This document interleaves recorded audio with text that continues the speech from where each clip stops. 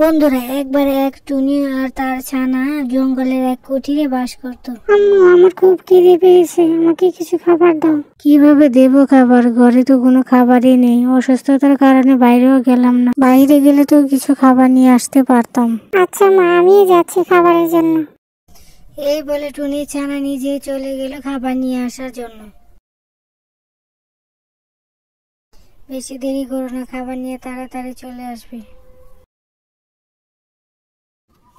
কিছুক্ষণ পর টুনি ছানা একটা বাগান থেকে কিছু ফল নিয়ে আবার বাসায় ফিরে আসে।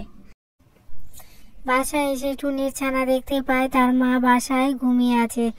তখন সে আর তার মাকে ডাক দেয় না। টুনি ছানা বুঝতে পারে তার মা অসুস্থ থাকায় সে ঘুমিয়ে পড়েছে। তাই সে নিজেই একটা পাত্রের মধ্যে ফলগুলো রেখে দেয় আর বলতে থাকে তার মা ঘুম থেকে উঠলে এই ফলগুলো তার মাকে খাওয়াবে আর নিজেও খাবে। কিছুদিন পর টুনি সুস্থ হয়ে নিজেই যায় বাইরে থেকে খাবার নিয়ে আসার জন্য, আর অনেকগুলো খাবার বাইরে থেকে নিয়ে আসে।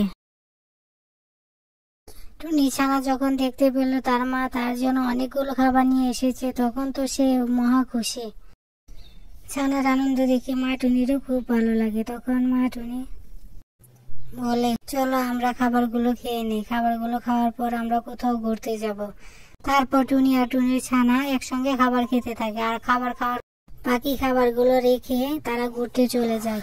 আর যখন তাদের বাসায় কেউ না থাকে তখন এক ডাইনি এসে টুনির বাড়িতে ঢুকে পড়ে আর এসে দেখে অনেকগুলো খাবার সেখানে সাজানো রাখা। তখন তো সে মহা খুশি এই খাবারগুলো দেখে। ডাইনি তখন বলতে থাকে, আজ অনেক দিন পর অনেকগুলো খাবার একসঙ্গে পেলাম। কেউ আসার আগে তাড়াতাড়ি খাবারগুলো খেয়ে নি। এই বলে ডাইনি তার সামনে থাকা খাবারগুলো এক এক করে গপাগপ সবগুলো খাবার খেয়ে ফেলে। সবগুলো খাবার শেষ করার পর ডাইনি তখন আরো খুঁজতে থাকে যে আরো কোনো খাবার আছে কিনা। যখন কোনো খাবার না থাকে তখন সে সেখান থেকে চলে যায়। ডাইনি চলে যাবার অনেকক্ষণ পর টুনি আর তার ছানা বাসায় ফিরে আসে। বাসায় ফিরে এসে টুনি আর টুনির ছানা যখন দেখতে পায় তাদের খাবারের পাতিলগুলো খালি পড়ে আছে, তখন তো টুনির ছানা খুবই কান্না করতে থাকে। তাদের খাবারগুলো কে খেলো, এখন তারা কিভাবে খাবে? তখন টুনি তার ছানাকে সান্ত্বনা দিয়ে বলে, তুমি কেঁদো না, এই খাবারগুলো নিশ্চয়ই ওই দুষ্ট রানী খেয়ে ফেলেছে। আমরা আজ দুষ্ট রানীকে একটা শিক্ষা দিব। তারপর আবার কিছুদিন পর ডাইনি এসে টুনির খাবারই এভাবে খেয়ে চলে যায়।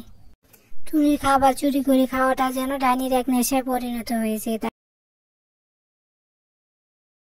হঠাৎ একদিন টুনির মাথায় এক দুষ্ট বুদ্ধি আসে। টুনি কোনো কিছু না ভেবে ডাকু রাক্ষসের গুহার ভেতরে ঢুকে পড়ে।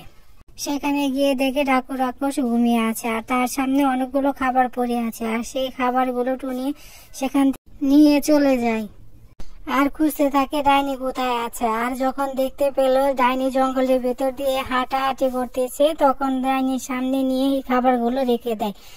ডাইনিও তখন তার সামনে খাবারগুলো পেয়ে কোনো কিছু না ভেবে খেয়ে ফেলে। যখনই ডাইনি সেখান থেকে চলে যাবে তখনই দেখতে পেল তার সামনে ডাকু রাক্ষস এসে হাজির হলো। তখনই ডাকু রাক্ষস তাকে জিজ্ঞেস করতে থাকলো যে তুই আমার খাবার কেন খেয়েছিস? ডাইনি তখন বলে, আমি তোমার খাবার খাইনি, আমি এখান থেকে খাবার সামনে পেয়েছি তাই খেয়ে ফেলেছি। ডাকু রাক্ষস তখন ডাইনির কোনো কথাই শুনতে চায় না, সে তো রেগে মেগে আগুন হয়ে যায়। তখনই সে তার জাদু শক্তি দ্বারা ডাইনিকে মেরে ফেলে। আর দূর থেকে টুনি এক গাছে বসে এই দৃশ্য দেখতে থাকে, আর তখন সে খুবই খুশি হয় যে ডাইনিকে মেরে ফেলেছে।